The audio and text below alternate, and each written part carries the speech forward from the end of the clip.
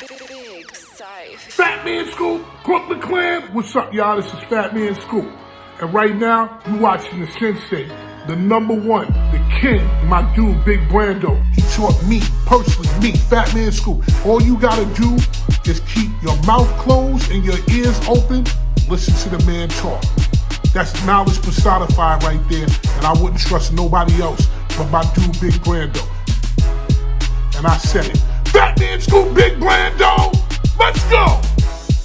What's happening, everybody? Boy Big Brando, and today let's talk more about vending at live shows. Now, a few weeks back, I posted a video about vending, and there was a lot of people that reached out that had more questions, that were thinking about vending, or were confused about how to go about vending. And when I say vending, I'm talking about setting up a booth and selling your products face-to-face with the public. So I wanted to share some of my experiences and share some of my tips to help you guys get along too. Now, one of the questions I was getting was, how do I know exactly what the crowd's gonna be like at these shows? This is the risk, this is the gamble whenever you set up at a live show. The promoter, the host might say, hey, this event usually brings out 5,000, 10,000 people. And that's a good estimate number to go based off of, but it's not guaranteed. Even if they sold tickets to the event, it's still not guaranteed. Some people might not show up. Some people might cancel last minute. It's always a gamble. So usually what I like to do is I like to look at previous social media posts revolving around this event. If it's an event that's held every year, chances are there's a lot of social media content around the event. Whether it's people vlogging the event,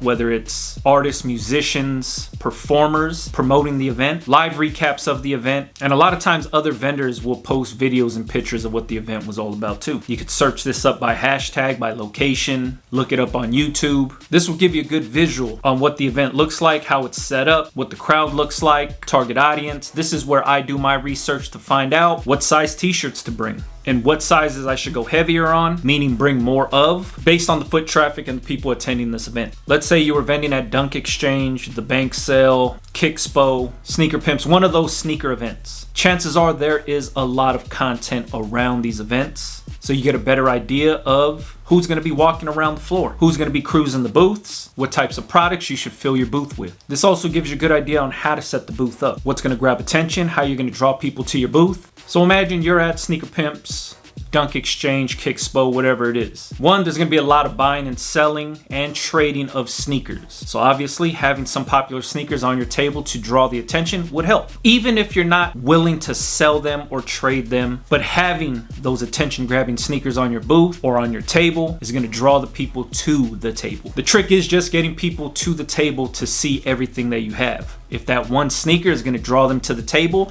to see your products, so be it. That's the bait that you're putting out there. So if you know you have a pair of Stussy SBs or De La Highs, Undefeated 4s, Encore 4s, whatever sneaker you have that's going to draw attention, that you know will bring people over to talk about the sneaker, inquire about the sneaker, maybe take pictures of the sneaker, you already won. Bring that shoe, set it up on your table. Now, if you did your research on what last year's event looked like, you'll have a good idea on sizing. Could be safe with large, extra large, and XX. Or if you know that there's a trend of wearing oversized clothes, you could go with the bigger sizes, even though that person might wear a large but likes to wear a size up, so you would bring more extra large XX. Visually, what you're looking for is sizing up the audience that's there, taking a good guess on what size t-shirt they wear. Use yourself as an example. What size do you wear? And then size up the people. Do they look like the same size as you? Do they look bigger, smaller? But let's say that you don't bring a lot of smalls and mediums, and then you find out that there's a lot of people looking for smalls and mediums.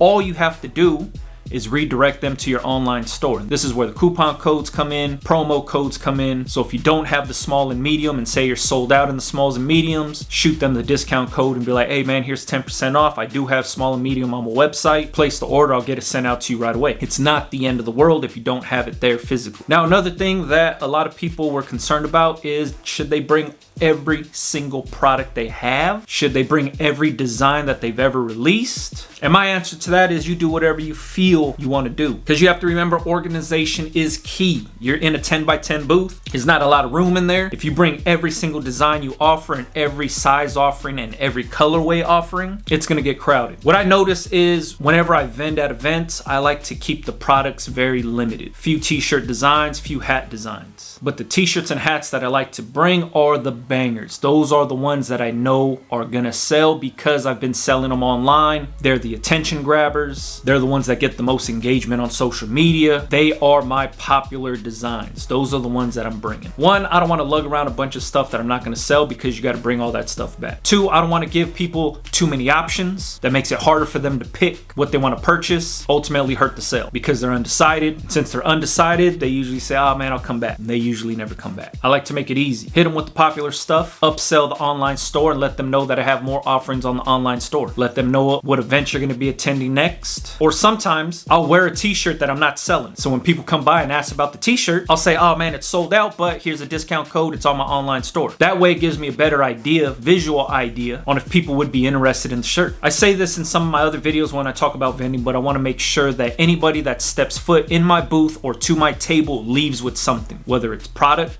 whether it's a sticker, a business card, discount code, a picture, or a good conversation that's going to leave a lasting impression.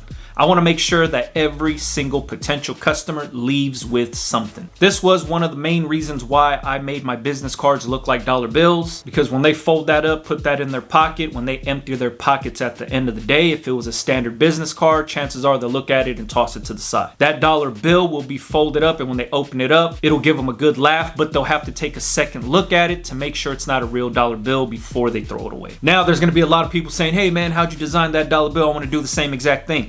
Creatively, you got to think for yourself. Be able to create that on your own. Be able to think outside the box for yourself. Look at a dollar bill, redesign that dollar bill, find somebody to print it out for you. Easy as that. The main thing that you want to think about is when those people go home, you want them to remember who you were and what your booth looked like. An easy way to do this is print up little 5x4 postcards with maybe your t-shirt designs on them, and have a discount code on there. So that way they could pull out the card and be like, oh yeah, I remember I was looking at this shirt and he gave me 10% off to order it online. See, a lot of times people just think of business cards with their logo and their contact information, which is cool. But if there's 100 vendors at the show and all 100 vendors have business cards, imagine how your business card could get lost in the shuffle. But let's say instead of your business card just having your logo on it, let's say it was slightly bigger. Let's say it was shaped in a circle. Let's say it was shaped in a pizza slice. Who knows? Something out of the standard business card would be beneficial for you. So like I said, 5x4 postcard flyer size, has your website on there, has your logo on there, and on the flip side it has some of the popular t-shirt designs. That way they remember exactly who you were. Just something to think about. Also,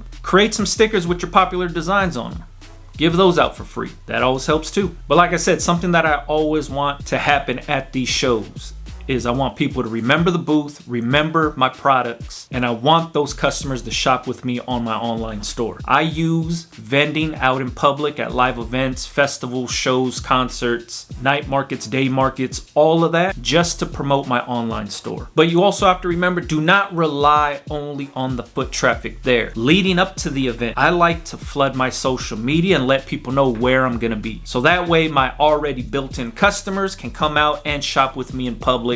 I get to see them face to face, have conversations with them, and give them a chance to hear my brand story. I use that opportunity to talk to the people. A lot of people rely on the foot traffic from the event. The foot traffic's gonna be there regardless. But it also helps when you let your social media following know where you're gonna be at, so your supporters can come out and shop with you. One of the things I notice when I'm out vending is when there's a crowd around a booth or the booth looks filled, people tend to gravitate towards the booth even more because they feel that there's something very, very eye-catching and popular inside that booth or on that table. So the more people you have in your booth, the more people that are walking by that know nothing about you will take a look just to see what all the hype is about. So sometimes when I have my friends and family come out and check out the booth and check out the festival that I'm at, we'll have conversations within that booth and it makes my booth look filled up. Then people start to come in. Happens all the time, but that's just my observation. I hope this information helps somebody out there. I know there's a lot of people getting out here starting to vend. I know there's a lot of people out here that are very hesitant to do it because they don't want to bring bring all this product and then nothing sells. That is the gamble and that is the risk that we all take. So that's why I always talk about testing out your designs and finding out which ones are the money makers and which ones are just taking up space. There's nothing more humbling than bringing all of this product to a show and not selling a thing. And it's happened to me before. Sometimes I bite off more than I could chew. Sometimes I'm bringing designs that I've never tested before and I just feel that confident in the product, and when I bring it to the show, the market lets me know that that was a flop. It's happened to me a bunch of times. So in order to minimize that feeling and in order to minimize the failure, I test my products out before I bring them to the show. Make sure I'm bringing stuff that's eye-catching and popular and things that people actually want to buy. So that way I have a successful show. All right, I'm sure I'm gonna get a lot of questions. So if you got them, make sure you leave them in the comments for me. It's easier for me to read the comments and make videos about your comments and questions or respond to the comments than it is to email me or DM me and stuff like that. Follow me on Instagram, Big Brando TV. Ask your questions in the comments on my Instagram also. All right, hope this helped you out. Catch you guys on the next one, man. Yeah.